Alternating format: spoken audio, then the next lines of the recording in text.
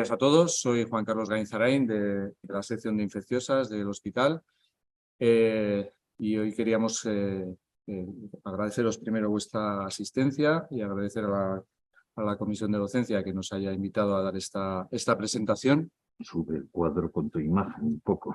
Ah, vale. Súbelo para arriba. Vale, perfecto. Todos habréis recibido seguramente nuestras llamadas alguna mañana diciéndoos que tenemos un hemocultivo positivo con un frasco, con 2 frascos, con cocos gram positivos en racimos, y posteriormente os habremos llamado y os habremos dicho, bueno, os parece un contaminante, etcétera. Pues esto es casi a diario. Todos los días hay uno o varios casos de cultivos que se consideran contaminantes. Entonces, como consecuencia de esta realidad habitual, diaria, pues vimos que había un problema y que había un problema que afectaba a la seguridad de los pacientes y se creó un grupo multidisciplinar en el que se abordó este problema y se intentó ver de dónde provenía el problema y qué soluciones se podían tomar. Entonces, bueno, os vamos a contar exactamente qué es lo que se ha hecho y hacia dónde vamos. Y primero, pues os voy a ilustrar con unos casos para que, si consigo que pase. Aquí está.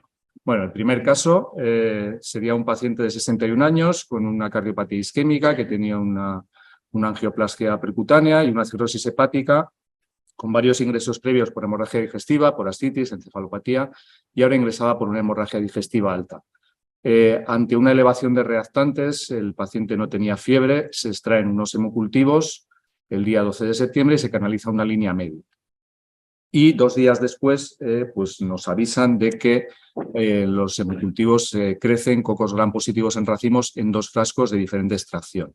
Esto se comunica al clínico responsable y hasta saber exactamente qué es lo que está ocurriendo, bueno, pues se inicia tratamiento con un antibiótico, con daptomicina. Al paciente se le hace un ecocardiograma transtorácico.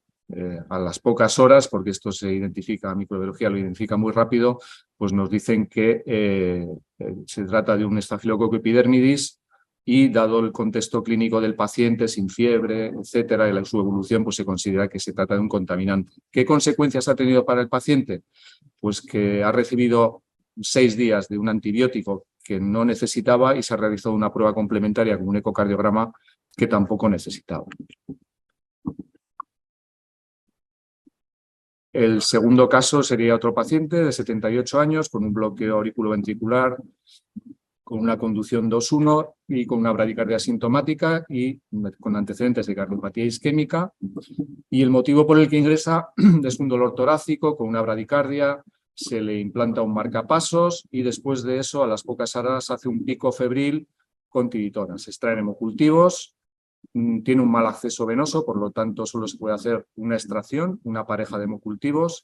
Posteriormente, sin tratamiento antibiótico, el paciente queda afebril. En los hemocultivos, 2 días después, nos informan que crecen cocos gram positivos en racimo en un frasco de 2. El paciente permanece ingresado. Ante su buena situación, pues espera la evolución y el resultado definitivo de los hemocultivos. Se identifica que es un Staphylococcus capitis y se considera un contaminante. ¿Qué consecuencias tuvo esto? Pues que el paciente tuvo que prolongar su ingreso. Ahí te crea las dudas de si este cuadro febril tiene relación con el marcapasos que se acaba de implantar, con lo cual ya es un motivo de preocupación y es un motivo de preocupación si pones antibióticos, si no lo pones, etc. Y el tercer caso es un paciente con un linfoma del manto, con un ingreso prolongado que hace un pico febril, había tenido una infección por COVID, bueno, estaba ingresado actualmente por una neumonía por neumocistis, también con una PCR positiva por COVID, portador de una vía central de acceso periférico anticubital que hace un pico febril. Entonces, se realiza una solicitud el clínico realiza una solicitud de hemocultivos, pero la realiza con unos volantes de extracción de sangre periférica y se inicia tratamiento antibiótico de amplio espectro con piperacina tazobactam. enfermería con buen criterio detecta que el paciente tiene una vía periférica y realiza una extracción de la vía periférica, que tiene una vía central y realiza una extracción de la vía periférica y otra de la vía central. El problema es que no se identifica claramente cuál es cuál. Al día 17 crecen cocos gram positivos en racimos en 3 frascos de 4, con una diferencia de más de 2 horas entre las 2 extracciones. Eso es uno de los criterios para decidir si el origen de la bacteriemia es relacionada con un catéter o no lo es. Pero como no tenemos claro cuál es cuál, pues nos crea muchos problemas de interpretación. Dado que el paciente está afebril, se decide no retirar la vía, porque eso supone pues una complicación, retirar una vía, poner una buena, etcétera, una nueva. No se inicia tratamiento, no se aumenta la cobertura antibiótica. Finalmente se identifica que es un epidérmidis en 3 frascos y esta vez sí se considera que es un verdadero positivo. Se acaba retirando la vía, se inicia vancomicina, finalmente el cultivo de la punta del catéter fue negativo. ¿Qué consecuencias ha tenido? Pues que se ha retirado un catéter que no tenemos claro si era la causa de esa bacteriemia. Ha recibido un tratamiento antibiótico que, si realmente es una infección real y no un contaminante, pues se ha demorado. Tenemos la incertidumbre diagnóstica. En este paciente es muy difícil saber qué es lo que ha ocurrido. ¿Ha sido un contaminante? ¿Ha sido un verdadero positivo? Y lo mismo en la actitud a seguir. O sea, esto simplemente es para ilustraros cuál es la complejidad y cuál es el problema. Vale, ahora os paso con Ana. Hola, buenos días. Bueno, yo creo que los casos que acaba de presentar el doctor Gainsarain ilustran muy bien cuál es la situación real a la hora de valorar si tenemos hemocultivos contaminados. Y ha puesto de manifiesto pues, factores muy importantes como son el número de hemocultivos, en qué condiciones se extraen, porque eso a nosotros nos va a ayudar mucho, tanto clínicamente como a nivel de laboratorio, a decidir si los microorganismos que estáis obteniendo, los hemocultivos, son contaminantes o no. Pero antes de pasar a cuáles son las consecuencias, me gustaría pues, definir qué se considera un hemocultivo contaminado. Y es una definición muy, muy teórica, pero es importante conocerlo. O sea, un hemocultivo contaminado es aquel en el que se pone de manifiesto, crece en uno o más viales de los hemocultivos, un microorganismo que no proviene de la sangre del paciente. ¿De dónde proviene? Pues generalmente son contaminaciones que tienen lugar durante el proceso de extracción, durante el transporte de esta muestra al laboratorio o la manipulación que se hace al introducirlo en las incubadoras, y también puede ocurrir durante el procesamiento. Y generalmente los microorganismos que más suelen contaminar son microorganismos que forman parte de la piel del paciente, de la microbiota del paciente o de las personas implicadas en estos procesos donde se puede producir la contaminación. Entonces, ¿qué consecuencias tienen? Yo creo que lo ha dejado muy claro Juan Carlos en los 3 casos que ha presentado. El que tengamos hemocultivos contaminados va a dar lugar a que se instauren tratamientos antibióticos que no son necesarios en muchos casos y que se ha visto que hasta en un 40 o un 50% de los casos no son necesarios y pueden prolongarse derivándose en que se genera una presión selectiva, tiene un impacto ecológico. Puede conducir a que se desarrollen infecciones secundarias como infecciones por clostridioides difíciles. A su vez, esto conlleva, como él ha ilustrado, es un aumento de la estancia hospitalaria, igual que puede tener como consecuencias el desarrollo de infecciones, la adquisición de infecciones nosocomiales, que haya pues, mayor interacciones entre los fármacos que se dan. A su vez, supone que se pauten o que se pidan pruebas diagnósticas que a lo mejor no serían necesarias, ¿no? Como habéis visto muchas veces, pues tengo en uno de 4 un coagulasa, pues pido otros hemocultivos para salir de dudas, ¿no? Esto es sangre que le estáis sacando al paciente porque son de 8 a 10 mililitros por botella, puede conducir a que se soliciten ecocardiogramas, perdón, que me quito la mascarilla, que se soliciten interconsultas a otros colegas, a otros profesionales, principalmente infecciosas, o que tenga lugar la retirada pues eso, de marcapasos o de catéteres permanentes.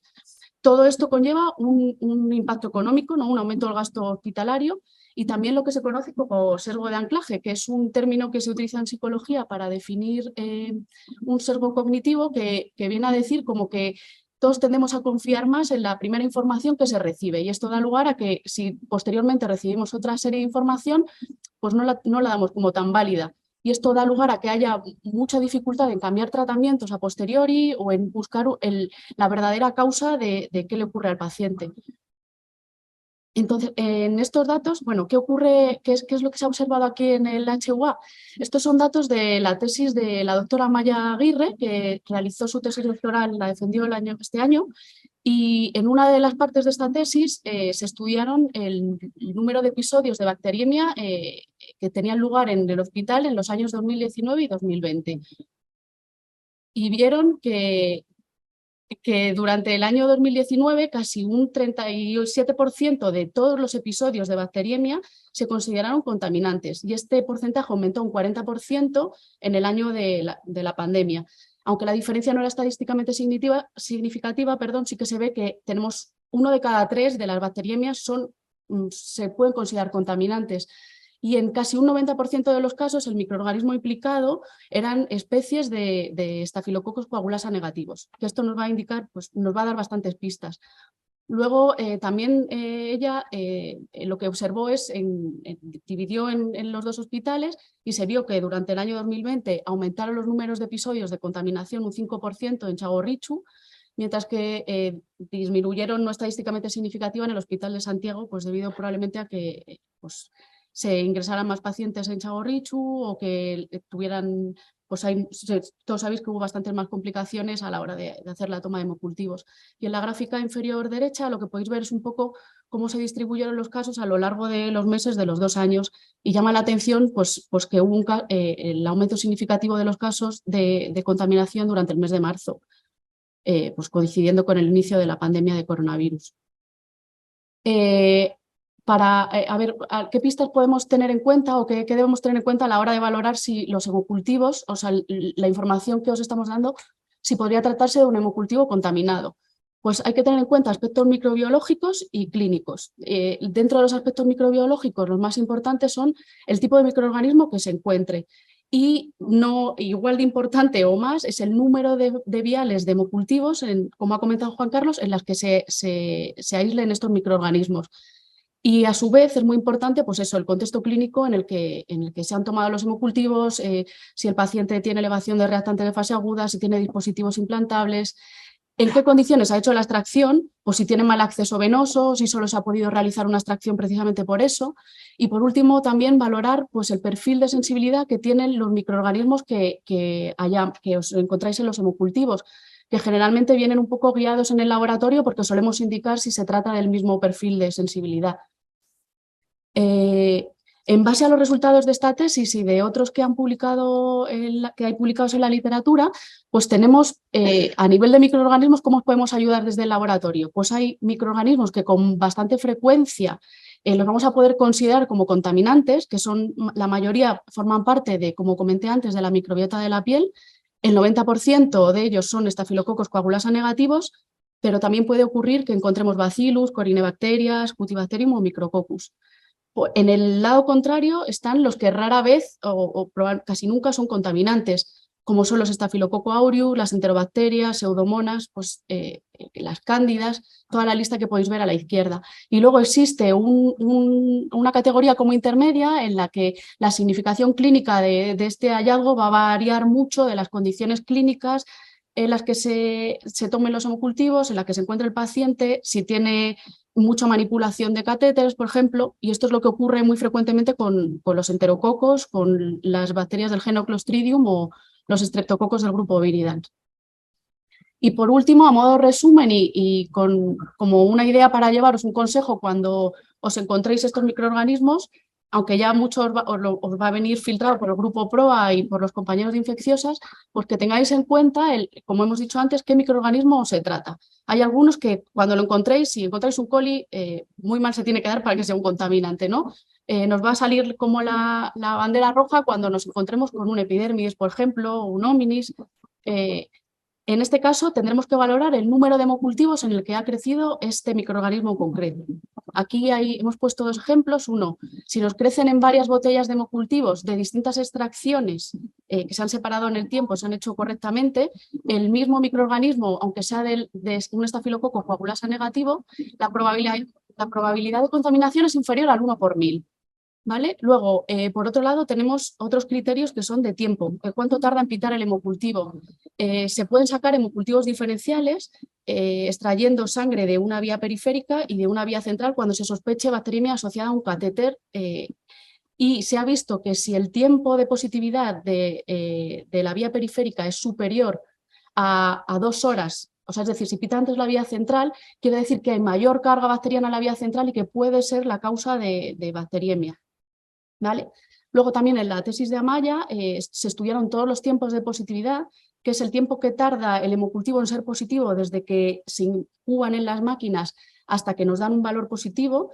Y ella lo que vio es que este tiempo era mucho más corto en los episodios de verdaderas bacteriemias, quiere decir que la mediana de tiempo de positividad en horas estaba en torno a 12 horas, mientras que en los episodios de contaminaciones esta mediana pues era casi 10 horas posterior. Es decir, que a partir de 22 horas podríamos considerar que hay mayor probabilidad de que encontremos contaminantes, que no quiere decir que todos vayan a ser contaminantes.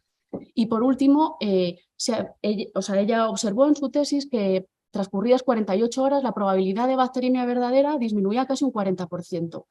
Y por último, lo que prima, o sea, podemos encontrar muchos microorganismos, pero el criterio clínico es el que está por encima de todo, pues de todo lo que he contado, ¿no? Si tengo un paciente con una sospecha y tiene una tromboflebitis y pues del microorganismo me sale un epidemidis, pues a lo mejor lo tengo que valorar, ¿no? Y pues nada, esto es todo desde la parte de micro.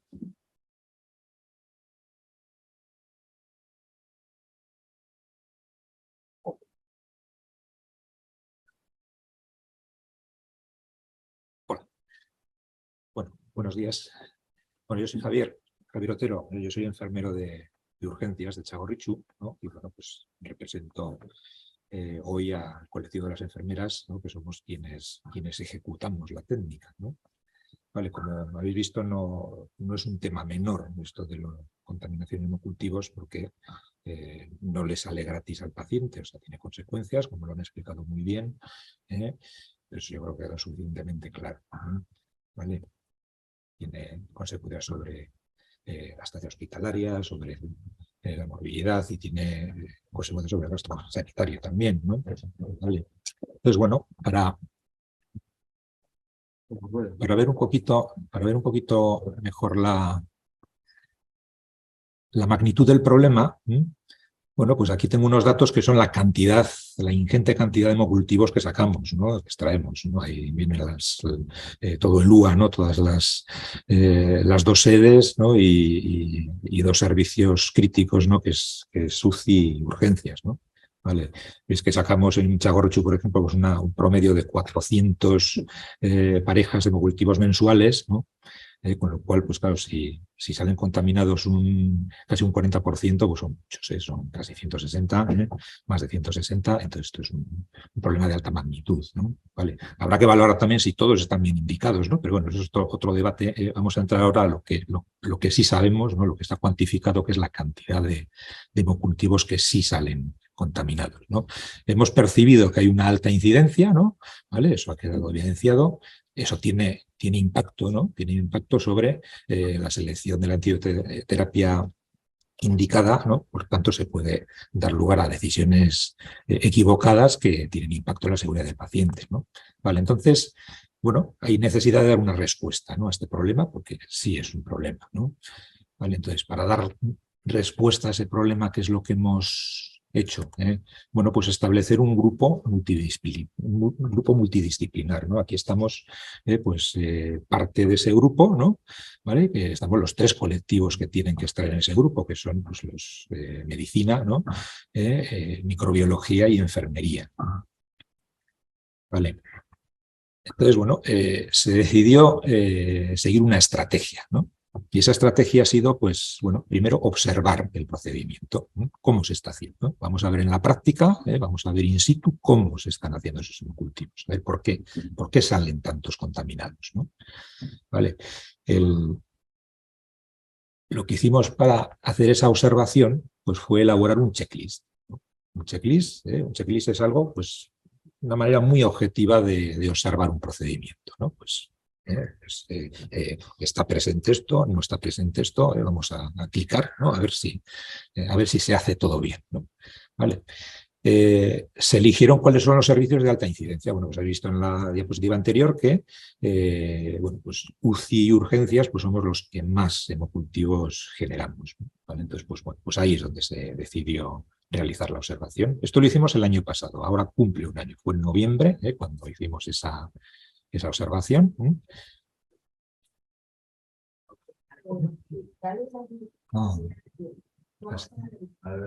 Sí. Sí. Vale. Bien, se estimó un número de observaciones, ¿no? Pues un tamaño muestral, ¿no? Pues una N de 20, ¿no? Es lo que se decidió, ¿no? Pues, un tamaño razonable de observaciones.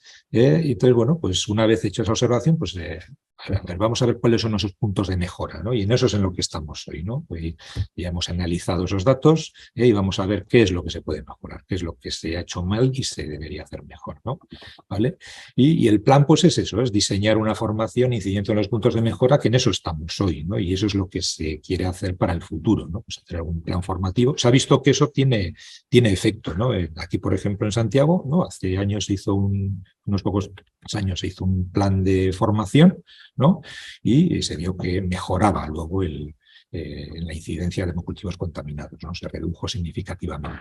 Y bueno, pues a ver si eso lo conseguimos de nuevo, ¿no? ¿Vale? Hay que hacer difusión y de eso estamos también hoy. Y luego pues habrá que hacer un control y evaluación de esa formación, a ver si funciona y habrá que hacer un feedback, ¿no? Esta es un poco la estrategia a seguir, ¿no? En adelante, ¿no? Vale. Entonces, bueno, el checklist es este, ¿no? El checklist es básicamente el procedimiento el protocolo de extracción de hemocultivos, que esto está publicado, esto lo tenéis en la intranet, ¿no? La última revisión es relativamente reciente, es de 2019, lo tenéis en formato vídeo, en formato presentación y está el procedimiento ahí colgado, ¿vale? Entonces veis que hay ítems que están altamente relacionados con la contaminación, otros no están contaminados expresamente con la contaminación, más con aspectos administrativos, pero que también tienen su importancia, ¿no? Vale, entonces, bueno, pues tampoco voy a pararme en cuál es el procedimiento, porque todo el mundo lo tiene que conocer. Lo que sí vamos a ver es de todos esos pasos que hay que seguir y que se valoraron en este checklist, ¿no? Aquí no se ve en la imagen, pero el checklist consiste en eso, en valorar si se hizo, no se hizo, si procedía a hacerlo, porque alguno de los ítems pues no era necesario hacerlo, ¿no? En todos los procedimientos, ¿no? Y bueno, pues si fue observado, ¿no? Vale. Entonces,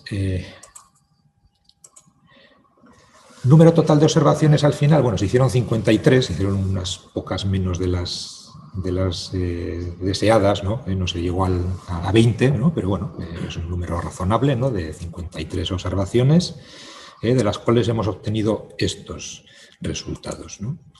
Vale, en cuanto a... Pues que no se ve aquí. Vale. No sé cómo quitar la Sí, claro, ¿cómo esto se arriba no puede sé cómo se puede quitar. Que no se Vale, vea. bien. Bueno, este ítem es ya bueno, os lo cuento, no sale en la imagen, pero os lo cuento. Es el lavado de manos, ¿vale? El lavado de manos que es... Que hagas clic fuera de... Clic fuera de... Ahí.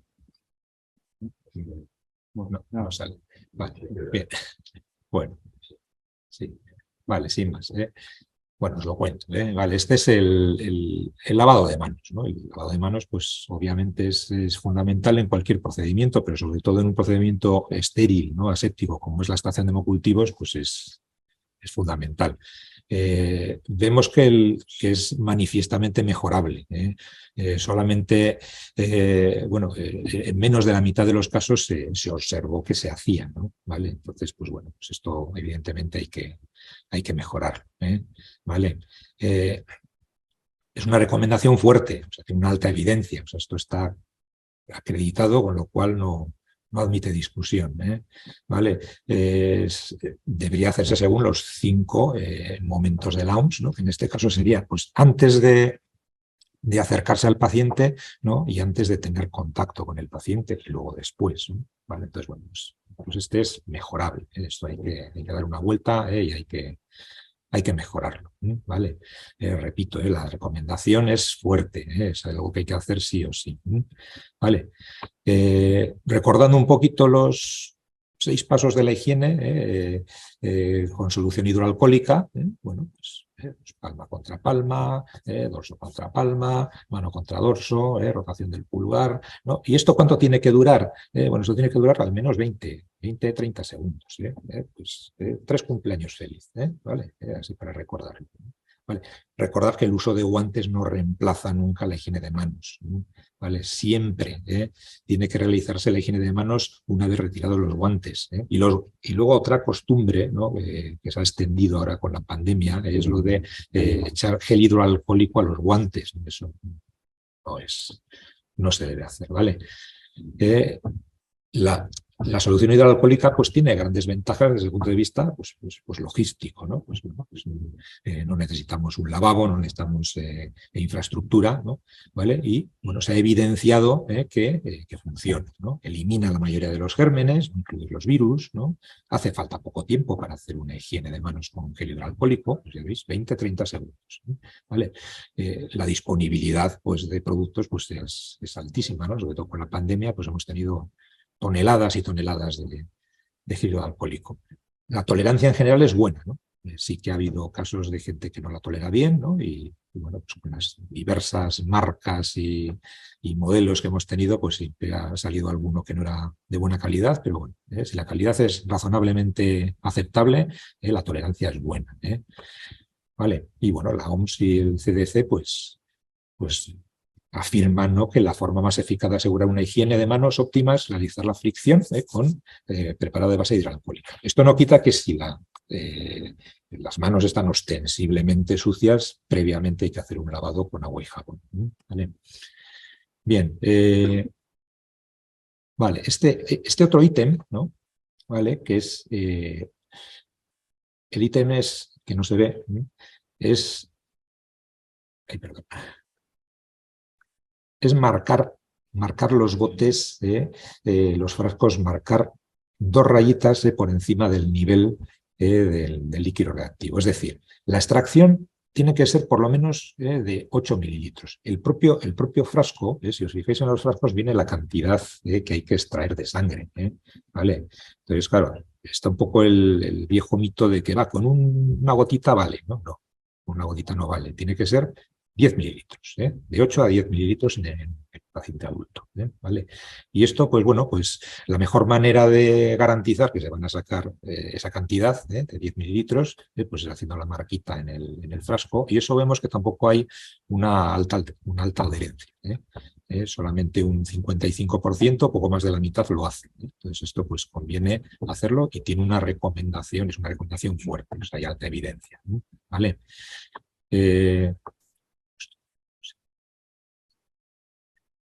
Así, vale. Es fácil hacerlo, los frascos tienen ahí una etiqueta donde aparecen las rayitas, que cada una son 5 mililitros. Vale, entonces, dos rayitas por encima del nivel, esos son 10 mililitros, hay que hacer la marquita para garantizar que sacamos la cantidad correcta. ¿Vale? Esta otra recomendación de limpiar los tapones, ¿no?, del capuchón, retiramos el capuchón y limpiamos el tapón neumático del frasco, pues también vemos que no se hace en la mayoría de los casos. Si bien la recomendación pues es débil porque la evidencia tampoco es tan alta, pero bueno, no son tapones estériles, no son frascos estériles, no tenemos garantizada la asepsia, ¿no?, de ese tapón, con lo cual la recomendación es limpiarlo previamente. Pero limpiarlo significa que no echamos el flis en el tapón y lo dejamos ahí, no, hay que frotar, ¿vale? Limpiar implica frotar. En esto voy a insistir bastante porque esto es clave, sobre todo en la limpieza de la piel, ¿vale? Pero el taponcito conviene también limpiarlo friccionando y dejando esperar a que se seque a que se seque la solución hidroalcohólica, ¿vale? Entonces, este ítem pues también se ha visto que no tiene una alta adherencia, ¿vale? La desinfección de la piel. Yo personalmente insisto mucho en este ítem porque es clave. Mi experiencia es que esto es fundamental, limpiar bien la piel del paciente. Y limpiar bien significa frotar.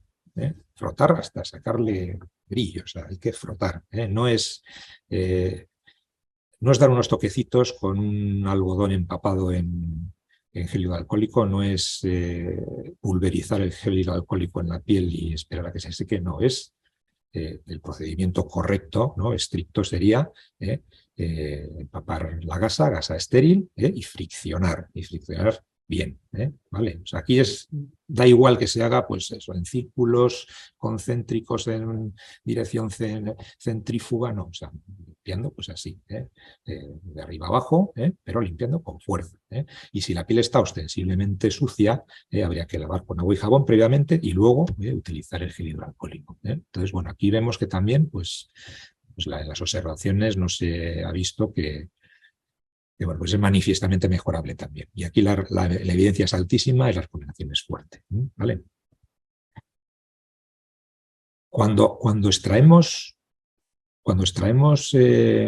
una muestra de una vía central o de una vía periférica, lo que estamos haciendo es extraer, no pinchando, sino extrayendo a través de un bioconector. Ese bioconector también hay que limpiarlo, con la misma técnica con la que limpiamos la piel del paciente. Hay que hacerlo pues también friccionando con gasa estéril y utilizando el gel alcohólico y dejándolo secar. Esto también vemos que bueno, pues es mejorable. Si veis aquí en el quesito, pues claro, en la mayoría de los casos no era procedente este ítem porque la mayoría de las veces las muestras las traemos mediante punción, ¿vale? Pero en aquellos casos, si os fijáis solamente en los que vienen en color azul, los quesitos azules y rojos, que son aquellos casos en los que sí se hacía la extracción a través de un bioconector, pues veis que, pues bueno, pues mitad y mitad, no todo el mundo limpiaba el bioconector como es debido, ¿vale? El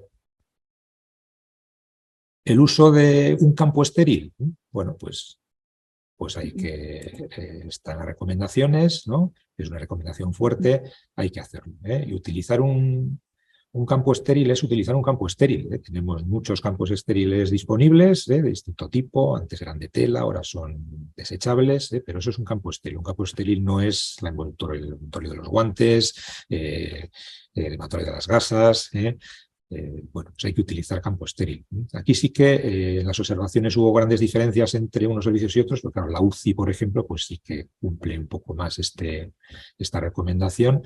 En urgencias, pues trabajamos de otra manera y bueno, pues las prisas, la premura, pues a veces este tipo de elementos pues no se utilizan y se abrevia un poquito. Entonces, bueno, pues la recomendación es utilizarlo, ¿vale?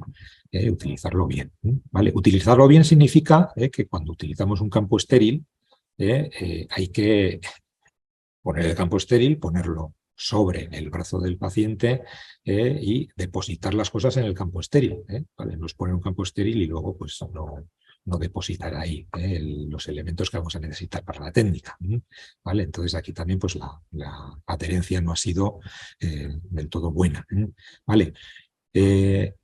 Vale, una vez hecho todo esto, ¿vale? Hay que hacer otro lavado de manos, ¿vale? Porque lo que hemos hecho hasta ahora no era el procedimiento estéril. El procedimiento estéril viene ahora. Una vez que hemos puesto el campo estéril, nos hemos puesto los guantes estériles, ¿vale? Previamente a ponerse los guantes estériles, pues hay que hacer un lavado, otro lavado de manos, ¿vale? Entonces, pues bueno, pues la adherencia tampoco ha sido la deseada. La recomendación es fuerte, o sea, es alta evidencia, esto no admite discusión ya, ¿vale? Uso de guantes estériles, ¿vale? Uso de guantes estériles, eso. Previamente hemos puesto campo estéril, hemos depositado el material en el campo estéril, nos hemos lavado las manos y ahora nos ponemos los guantes estériles, ¿vale? Entonces sí que la mayoría de la gente utiliza los guantes estériles, pero si previamente no se ha hecho de esta manera, pues no es lo ideal, ¿vale? Más cosas. Bueno, eso, a la hora de preparar el campo estéril, pues vamos a utilizar paño estéril, gasas estériles. Gasas estériles son gasas estériles, no son los cuadraditos de celulosa, que no son estériles, son gasas estériles. Guantes estériles y el set de seguridad de extracción de sangre. ¿Vale?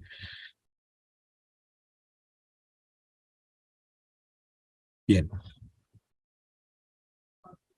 A la hora de y hacer la punción, ¿no? y extraer la muestra, ¿vale? Para garantizar que la cantidad sea la idónea, que sean esos 10 mililitros, lo mejor es colocar el frasco en posición vertical para que veamos que se llega hasta la rayita que hemos marcado, ¿vale? Suele haber mucha confusión con esto de si, ¿qué ponemos?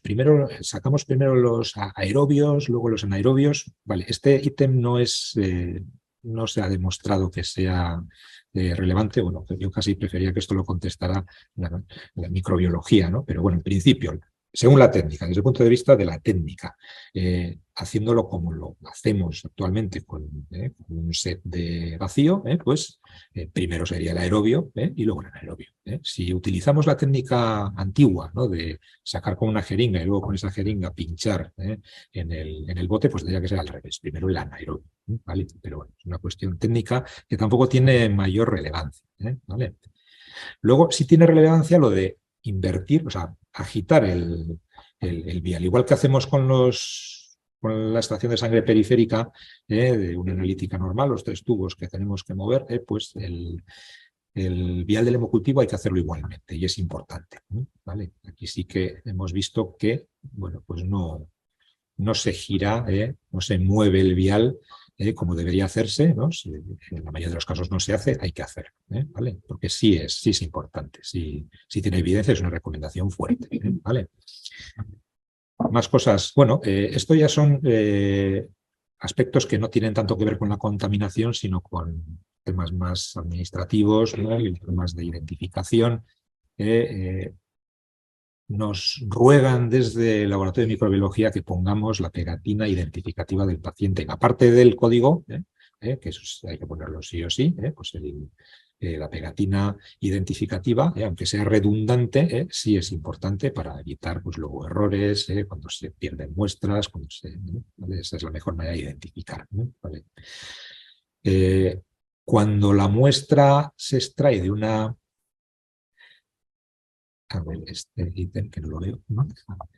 ¿Vale? Es importante apuntar si extraemos la muestra de una vía central, por ejemplo, o de una vía periférica, hay que indicar en el volante de dónde extraemos esa muestra, ¿vale?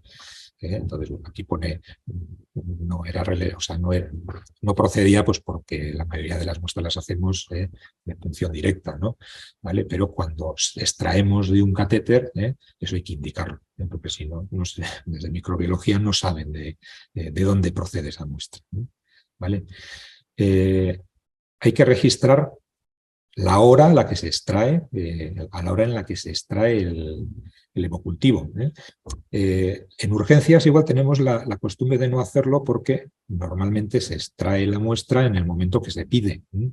Pero muchas veces pacientes que ingresan, ¿no? y se adjunta un volante en el que pone, bueno, pues si fiebre, sacamos hemocultivos. Pues muchas veces esa extracción del hemocultivo se hace pues igual al día siguiente o días después de haberse emitido ese volante, con lo cual no se sabe a qué hora, qué día y a qué hora se ha hecho la extracción. Y eso es importante. Ya lo ha explicado la microbiología. De microbiología ya nos lo han explicado, que es relevante saber el día y la hora, ¿vale? Porque el tiempo de evolución, de crecimiento del microorganismo, pues no es irrelevante, ¿vale? Hay que apuntar también, hay que indicar quién ha extraído ese hemocultivo, ¿vale? Hay que firmar, ¿vale? En la hoja al final del volante aparece ahí firma del profesional, pues hay que hacerlo también, ¿vale? Y eso, bueno, pues vemos que no hay mucha adherencia a esto, ¿vale? No tiene que ver con la contaminación, pero sí son cuestiones importantes, ¿vale? Entonces, bueno, sin más, aquí tenéis por último, un poco para acabar ya, aquí tenéis unos ejemplos de volantes en los que pues está indicado correctamente, bueno, pues cómo tenemos que colocar las pegatinas, indicar la hora, indicar si está extraído de una punción periférica o de un catéter central, es importante de dónde procede esa muestra, ¿vale? Luego, pues firmar, indicar la hora, indicar la hora se puede hacer aquí o aquí en la parte superior es donde indica la hora de extracción, ¿vale? Es importante confirmar esto y que este dato sea correcto y sea real, ¿vale? Y y ya poco más. Vale. A veces los hemocultivos no los sacamos de una vía periférica ni de una vía central, lo sacamos igual de un reservorio, de un PIC, todo esto hay que indicarlo. ¿Vale? Y ya nada más. Ahora que vendrían las conclusiones, pues igual le dejo aquí a mencionar lo diga, ¿vale?